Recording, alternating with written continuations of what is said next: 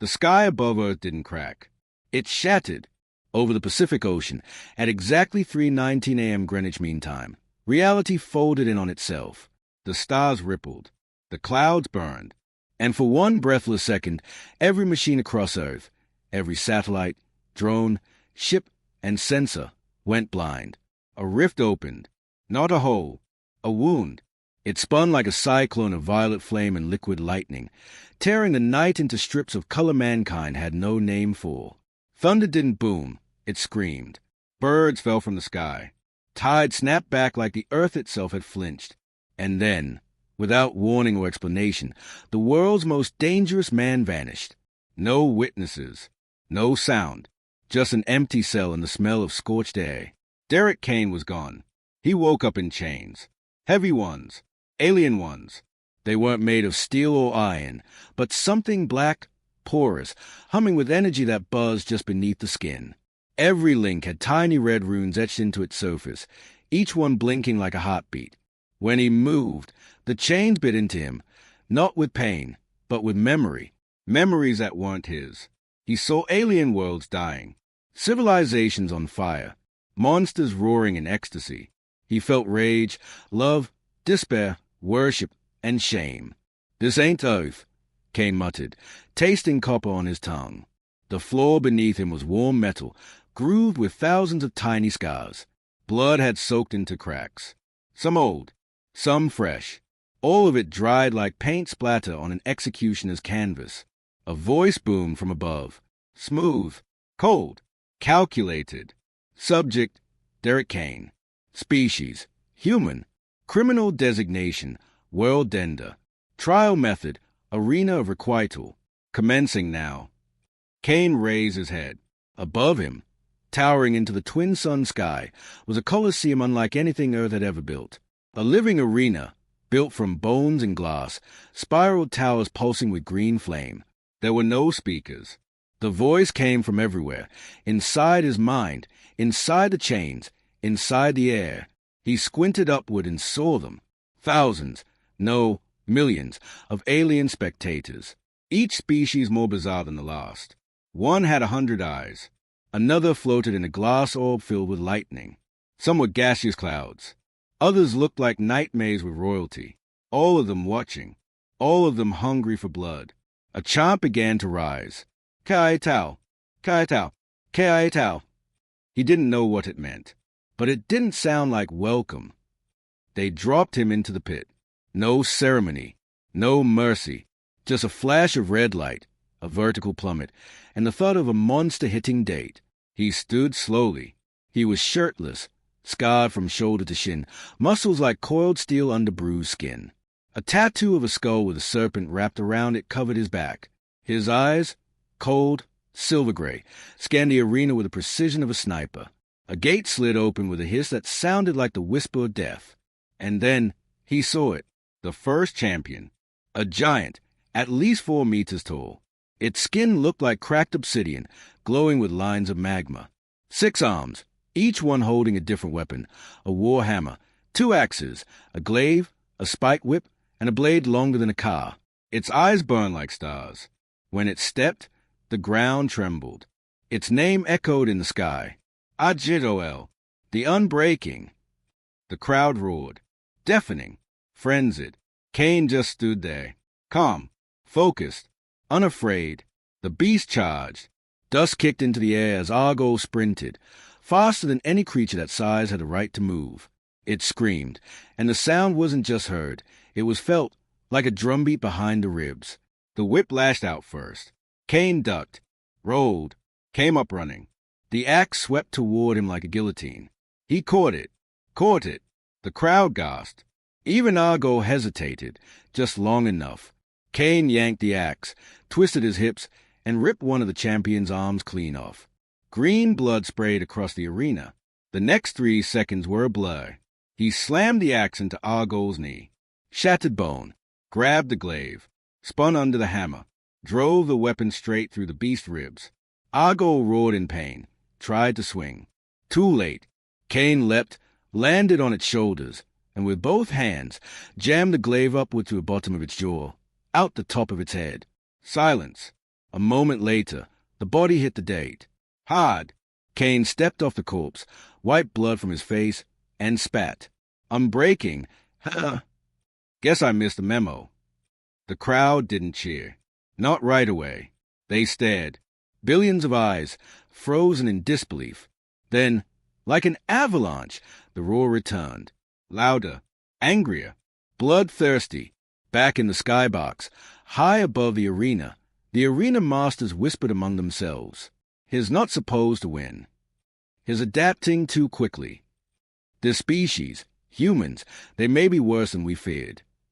The leader, a being of pure white energy in a suit of gold plates, stared down with narrowed eyes. Release the next champion. Below, Kane cracked his knuckles and looked around. He wasn't smiling. Not quite, but the edge of his mouth curled, not in amusement, but in familiarity. It's a war game, he muttered to himself. It's always a damn war game. 10 champions, they said. 10 warriors from across the stars. The finest killers. The most legendary assassins. Each one trained for centuries. Designed to execute the worst criminals in the galaxy. And they threw him in the pit thinking he'd die? They didn't understand. Kane wasn't Earth's monster. He was Earth's weapon. Built for extinction. Forged in blood. Tested in wars that never made the news. The day he burned Cydonia Prime, 3 billion souls vanished in a flash of blue fire. Earth called it a crime. He called it strategy. As he stood over the corpse of Argo, he knew the truth. This wasn't a trial. It was a message. To the galaxy. To every empire, every god and council and interstellar judge who thought they were untouchable. You wanted Earth's worst, he whispered. You got him. A horn blared.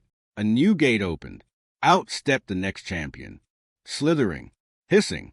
A serpent with scales made of glass and eyes that shimmered like wormholes. Acid dripped from its fangs. Time twisted around it. The air shimmered and flickered as if reality was afraid to hold its shape near the creature. Kane didn't flinch. He picked up Argo's axe. Spun it once. Twice. Then said 2 words that would echo across galaxies. Let's dance. There was no time to rest. No time to breathe. No applause. Only the hiss of a gate opening. Again, and the sound of something slithering. Derek Kane turned toward the darkened archway across the arena, gripping Argo's axe, its massive blade still slick with molten blood. Dust swirled around his boots. The crowd above, millions of alien spectators, had gone silent, not out of respect, but fear. Something was coming, and it was worse than what came before. The creature glided out of the shadows like a nightmare dipped in crystal. A serpent, but not just a serpent. The glass coil, the galaxy's second champion. Its body spanned nearly 40 meters, layered in translucent scales that shimmered like diamonds made of memory. Its eyes pulsed like twin black holes, sucking in light and bending time. Where it passed, reality warped. The ground cracked. Time jittered. Moments repeated, flickered, rewound. Kane saw his breath escape twice. He blinked, and the serpent was closer. Blinked again, and it was further away. It didn't move through space. It moved through possibility. Above, the voice returned. Calm, cruel. Champion 2, the glass coil of Cyric. It has slain 6 gods, 2 time walkers, and a starborn titan. You are not special. Kane tilted his head. Cute story. And he ran straight toward it. The air fractured. Not cracked, fractured, like shattering mirrors made of seconds. As Kane sprinted, time lagged. He saw 2 versions of himself, one a second behind, one a second ahead. For a moment, he was watching himself die, crushed under the coil's body. Then he was alive again, diving to the side as a whip-like tail carved the ground. His instinct screamed. His body obeyed. He rolled left. The serpent struck where his skull had been a millisecond earlier. Earth erupted. Kane swung the axe, a perfect horizontal arc, but hit nothing. The serpent had shifted again. Keep moving, Kane whispered. Think like the future. The glass coil wasn't just fast. It didn't fight in linear time. Every move was a question. What if he dodged left? What if he attacked? Flinched? Blinked? The serpent responded before Kane even decided, which meant only one thing. Stop thinking, he muttered. He dropped the axe, let go of tactics, and trusted the rage. He charged blind. No planning, no second-guessing, no hesitation. The coil snapped forward. Kane didn't dodge. He leapt into its mouth. 30 fangs, each the size of swords, closed around him, and missed. He was already climbing its throat. Inside, the world shimmered with compressed timelines. Voices echoed, backwards and laid, Kane screaming, laughing, dying. He ignored them, clawed upward, ripped through scale, punched through organs, drove his fist into the serpent's brainstem again and again until the world started to unravel. The serpent screamed, once, then in reverse, then in echoes that hadn't happened yet. Then it died. Hard. Outside, the crowd was dead silent. Kane burst from the serpent's skull in a spray of iridescent blood, covered in gore, muscles twitching. He looked like something unholy. The glass coil's head hit the ground. The arena shook, and Kane turned to the skybox. He raised 2 fingers. "That's 2," he said. The next gate opened. No voice this time. Just silence and the sound of footsteps. 2 shapes emerged. Identical. Mirror images. Synchronized perfectly. They moved like ballet dancers, but with the stillness of corpses. "The Echo Twins," said a whisper behind Kane's ear. Not a speaker. A thought, planted in his head. They share mind. Kill one, the other evolves. Kane nodded to no one. Neat trick. The twins struck like lightning. Faster than the serpent. Faster than sound. One hit him in the ribs. The other in the throat. He flew backward, slammed into the arena wall hard enough to crater it. Blood burst from his nose. He was grinning before he hit the ground. Finally, he coughed, spitting blood. A real fight. The twins didn't talk. They didn't need to. Every move they made was part of a greater pattern, flawless symmetry, perfect rhythm. One kicked, the other blocked. One stabbed, the other distracted. They danced around Kane, cutting and slicing, drawing blood by the second. But Kane wasn't playing their game. He wasn't a fighter. He was a chaos engine. He let them hit, felt the blades, took the punches, gave them nothing in return, until the exact moment they synced for the killing blow. He dropped to one knee, slid under the first strike, caught the second twin's foot, spun, using the momentum, and threw her like a rag doll into the arena wall. She hit with a crack loud enough to silence the arena again. The other twin paused, just for a heartbeat. Kane used it. He picked up a shard of the glass coil skull and stabbed it through her eye. She shrieked. The twin in the wall shrieked, too. Same mind. Shared pain. Kane didn't wait. He leapt into the air and brought both fists down on the grounded twin's chest. Bone snapped. The other twin's spine arched, mimicking the death. Then both fell. Kane stood, panting, covered in blood that wasn't his. Eyes wild, unblinking. 3. The arena wasn't roaring now. It was watching, waiting. Kane turned toward the next gate, eyes narrowed. "Come on," he growled. "I'm just warming up." But the gate didn't open. Instead, a low hum filled the air, a sound like breath held for too long. Energy shimmered at the center of the arena, forming a perfect sphere, then exploding outward in a sonic blast that shattered the bones of the dead. And there, hovering above the ground, appeared a new figure. She floated, wore no armor, held no weapon. Her skin shimmered like silver oil. Her eyes, if they were eyes, were holes into some other realm. When she opened her mouth, the sound wasn't a scream. It was a frequency. The world vibrated. Kane dropped to one knee, ears bleeding instantly. "Champion 4, said the voice above, "the Queen of Shrieks." She didn't move. She didn't need to. The sound alone tore holes in the fabric of the arena. The stone cracked. The metal wept. Aliens in the lower rows collapsed with their brains leaking from their ears. Kane screamed, not in fear, in resistance. He shoved a shard of his own bone into his ear to block the sound. Then he charged. The Queen's voice pushed him back, like wind against a flame. He bled from every pore. His teeth cracked. His knees trembled. But still, he moved forward. Step by step, He grabbed a slab of fallen wall, used it as a shield, ran until he was close enough to see her breathing. Then he threw the wall like a missile. The sound cut out. She gasped, and Kane was already midair. He grabbed her by the throat. "You talk too much." And then he slammed her into the date. Once, twice, again, until the scream stopped forever. The voice returned. 4 champions down. 6 remain. But it sounded different now. Tight. Nervous. Kane turned to the crowd. "I don't care how many you throw at me," he said, his voice raw. "I'm not here to survive." He pointed to the skybox where the arena masters sat today. "I'm here to break the system." They called him a monster, but they didn't know the truth. They had no idea what they'd pulled into their arena. Not just a killer, not just a man. A fuse, lit long ago, and now burning straight toward a detonation no one could stop. Derek Kane stood alone in the center of the arena, for champions dead at his feet. His body was battered, blooded, cracked in more places than a man should survive. But he was smiling. Not a warm smile. The smile of a wolf who's just found out the hunters are made of meat. High above, the arena masters whispered behind shields of light and sound. Their voices jittered, warped by fear. He shouldn't have survived the queen. The timeline model predicted collapse at Champion 7, not 4. "We must intervene." The head master leaned forward. He had no face, only a swirling mass of data encoded in the vague shape of a humanoid. His voice rang in all minds like a god's whisper. No, let him believe his winning. The next gate didn't open. Instead, the arena melted. The ground dissolved into mist. The sky bent, colors folding like origami on fire. Kane dropped to one knee, vision spinning, gut twisting.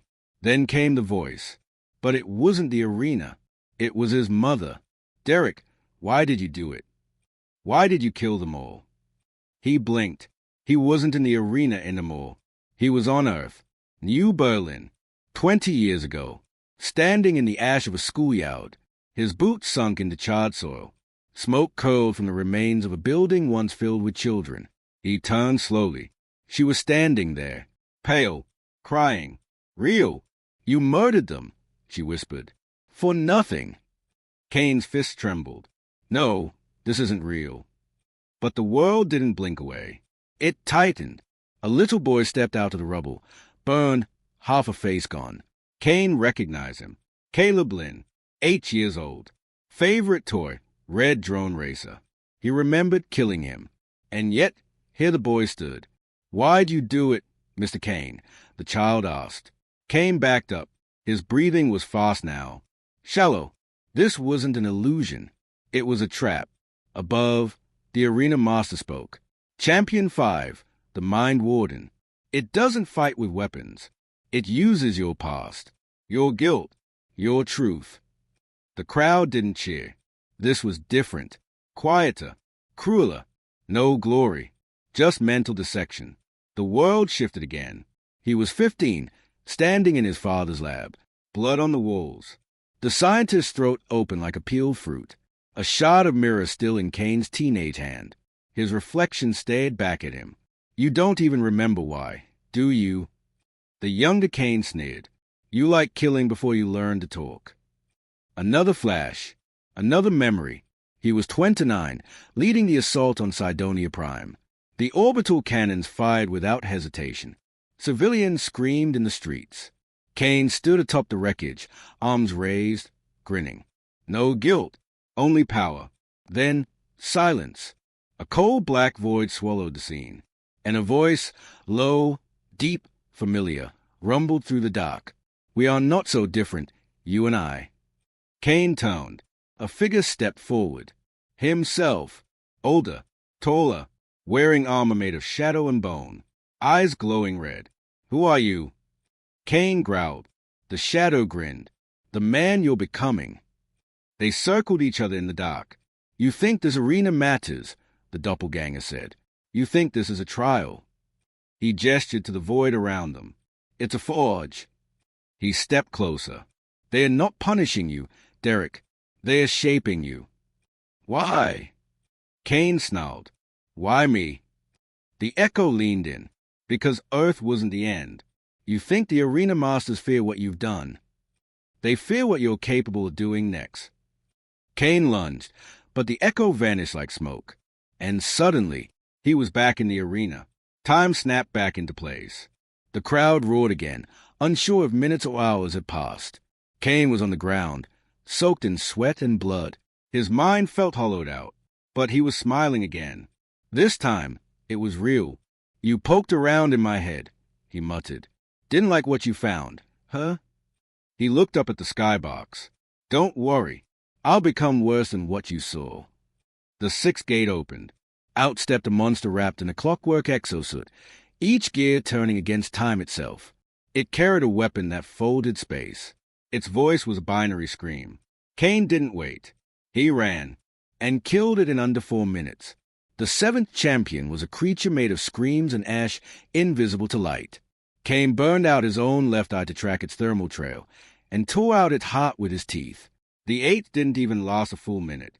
The ninth, he let live, just to watch the fear in its eyes as it begged for death. Then came silence. There was only one left. The 10th champion. The final executioner. The one that had never been revealed. And Kane was ready. But no gate opened. No roar. No announcer's voice. Instead, a beam of light struck the center of the arena. Not blinding, pure, holy, and in it appeared a figure unlike any of the others. It wasn't monstrous. It wasn't large. It looked like a man, wearing a long gray coat, combat boots, scars across his jaw, hair graying at the edges. Kane's heart stopped. He recognized him. No. The man smiled softly. Hello, Derek. You're me. Yes, the man said. I'm you, from the end of all this. The arena trembled. The crowd whispered. They weren't watching a fight anymore. They were watching the final paradox. You win the arena, the future Kane said, stepping forward. You beat every one of us. And then you do something worse than all your crimes combined. What? Derek asked, voice shaking. You conquer the arena masters. And then you become them. The crowd gasped. The skybox exploded in panic. Even the arena masters hadn't expected this. That's a twist, the future Kane said. You weren't sent here to be judged. You were sent here to be born. Derek's fists clenched. You're lying. You know I'm not. You can feel it. The older Kane touched his own chest. You've always known you weren't just a weapon. You were a seed. A god-killer. Then he pulled out a knife, one made of antolite, a blade that screamed without sound. Kill me, and break the loop. Let me live, and become everything they fear. The entire arena held its breath. Time paused. Space waited. Derek Kane looked at his future, at what he'd become, at what he might already be. His muscles tensed. His eyes burned. He walked forward, grabbed the knife, raised it high, and then the blade trembled in his hand. It wasn't made of metal. It was made of void, of silence sharpened into a point. A weapon forged not to kill the body, but to erase a future the one it touched. And Derek Kane stood holding it above his own future self. Do it, the older Kane whispered, kneeling. End this. Break the loop. Around them, the arena was silent. Millions of alien eyes watched. The masters in the skybox no longer spoke. The translation grid froze. Even the wind stopped moving. Only the two Kanes remained. A man, and the god he was destined to become. Kane's breath rasped in his throat. Blood dripped from his cracked lips. Every muscle in his body ached like breaking stone. He was tired. But something deeper stirred beneath the exhaustion. Purpose. You conquered time, he said through clenched teeth. You built this place. You enslaved entire systems. The future Kane looked up, eyes calm, empty. Yes, because if I hadn't, someone else would have. I wasn't the first, just the only one who finished the war. You became what they feared, Kane said. I became what they needed.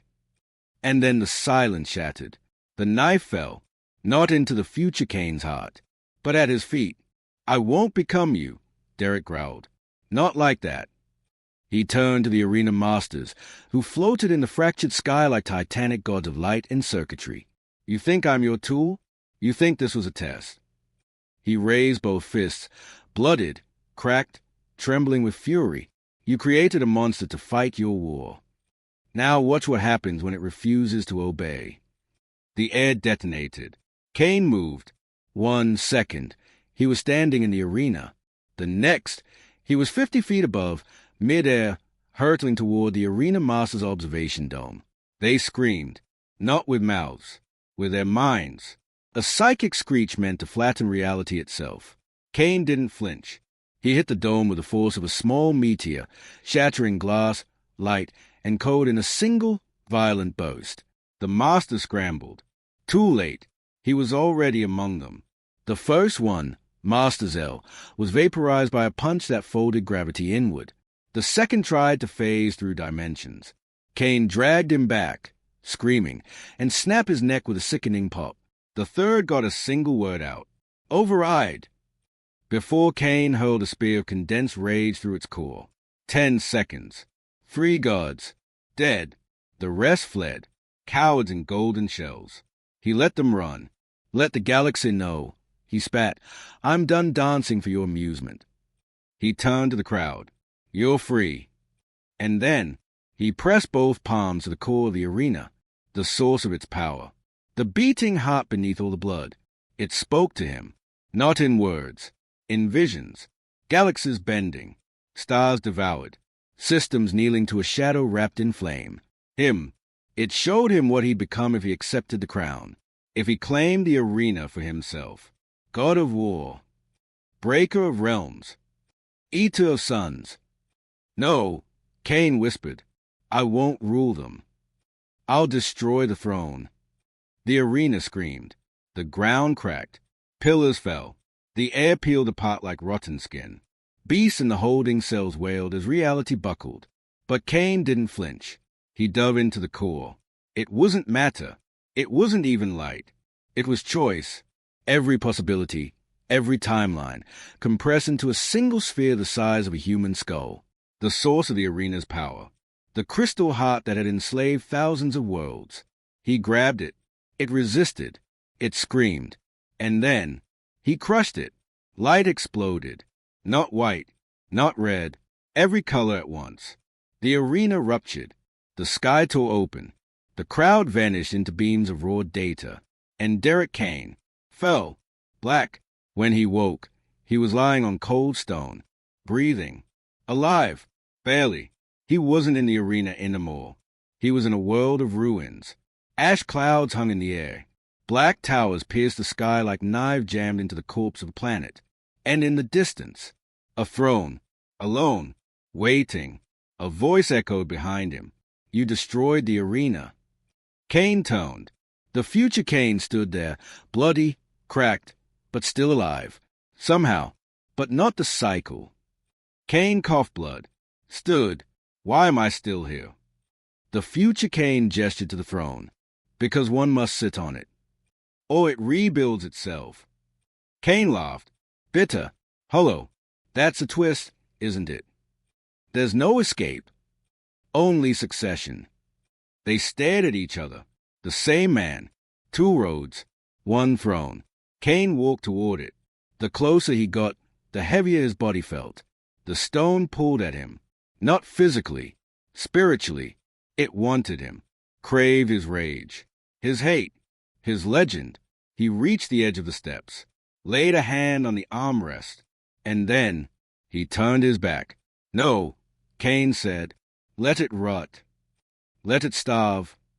The future Kane stepped closer. You know what happens if no one takes it. Another rises. Another warlord. Another tyrant. You could end it. Forever. Kane looked back. Eyes wild. Dead. Alive. Unbroken. That's not ending it. That's owning it. He turned fully away. I'll burn every planet it touches before I let another throne take root. Suddenly, a tremor. The throne screamed. The ruins cracked. Time warped. You idiot, the future Kane shouted. You don't get it. But Kane was already moving. He tackled his future self with everything left in his body, driving him down, down, through the stone floor. They fell, through realities, through echoes of every battle ever fought in the arena. He heard screams of champions long dead, saw flickers of alien gods, human traitors, clone wars, machine riots, and then silence. They landed in nothing. Not darkness, not light, nothing, floating, bleeding, dying. You can't kill the idea, the future, Kane whispered, voice shaking. You can only become it. Kane grabbed him by the collar. Then maybe that's what I'll do. I'll become the last one. No throne, no arena, no gods. Just me. He pulled the future Kane close. And I'll erase every version of me until nothing is left. And with that, he squeezed. The final Kane screamed. But no one heard, not even time. He unraveled like thread in a cosmic fire. And then, he was gone. Kane floated alone. The throne gone. The arena broken. No legacy. No prophecy. No gods left to cheer. Just a man. And the choice he made. There was no floor beneath him. No sky above. No breath in his lungs. Derek Kane floated in the aftermath of destruction, not just of a place or a people, but of a legacy. The arena was gone. The future Kane was erased. The throne was dust, its power splintered across dead timelines. But Derek Kane remained. Somehow, still alive, still bleeding, still himself. Then the whispers began. Not in a language, not in sound, but in truth. You were not the first. You will not be the last. Every war ends in silence. Every legend dies screaming. He opened his eyes. There were billions of them. Faces, bodies, echoes of other versions of himself. Some wearing armor, some in chains, some carrying the broken bones of galaxies on their backs. All watching him, judging, waiting. You killed your destiny, one said. So what now? Asked another. What's left of a man when the story ends? Kane stood, or willed himself to stand. There was no ground, but he planted his feet anyway. I don't need your story, he said quietly. I don't want your throne. And I'm not a god. His fists clenched. I'm just a man who said no. Suddenly, the void shuddered. A slit of light tore across the black, sharp as a blade, humming with raw, ancient energy. It pulsed, then opened. Through it, a figure stepped out. Not Kane, not a champion, not a master, but a child. Human, young, eyes wide, terrified, clutching a stuffed animal half-burned from a fire Kane remembered starting. Caleb Lynn, the boy from the schoolyard, the one he'd killed when he was 17. Is this heaven? The boy asked, trembling. Kane knelt. His voice cracked for the first time. No, it's worse. This is where things end. The boy looked around, confused. Where are the others? Gone. All of them. All of them. Kane stood again and saw behind Caleb the world, Earth, or some version of it, rebuilt, green, quiet, unscarred by war, a memory he never thought he'd see again. Why are you showing me this? Kane growled, but the boy was gone. So was the light. So was the peace. And in its place, she appeared, the architect, not a god, not an alien, not flesh, just a presence, a weaver of everything that was, is, and could have been. She wore no face, only light and lines. Her voice was neither female nor male. It came from inside his chest.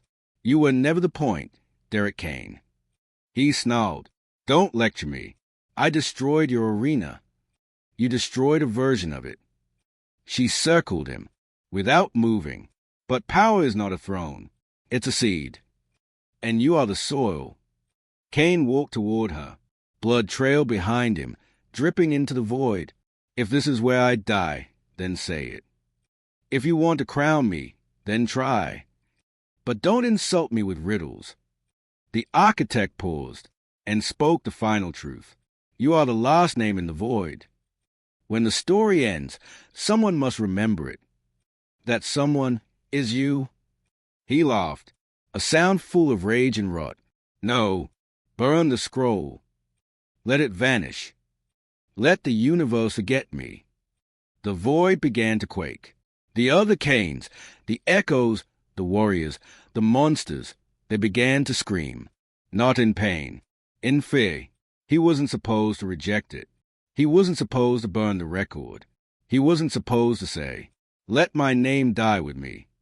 Then the stars themselves shattered, like mirrors cracking under truth. And the architect took a step back. "You're choosing erasure." "Yes," Cain whispered. "I'm choosing peace." "There is no peace in nothing." He closed his eyes. "Then let it be nothing."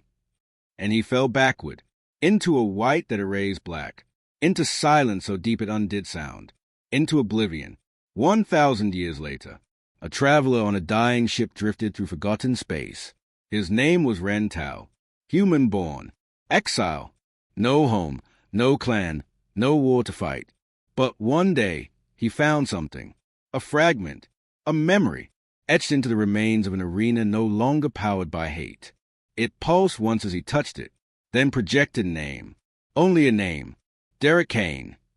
Ren blinked. Who the hell is that? He took the fragment, placed it in his coat, and flew away, unaware that he now carried the last remnant of a man who destroyed gods and chose to vanish. There would be stories again, but not about thrones, not about champions, about a single soul who refused power, and rewrote the ending, not with fire, but with silence,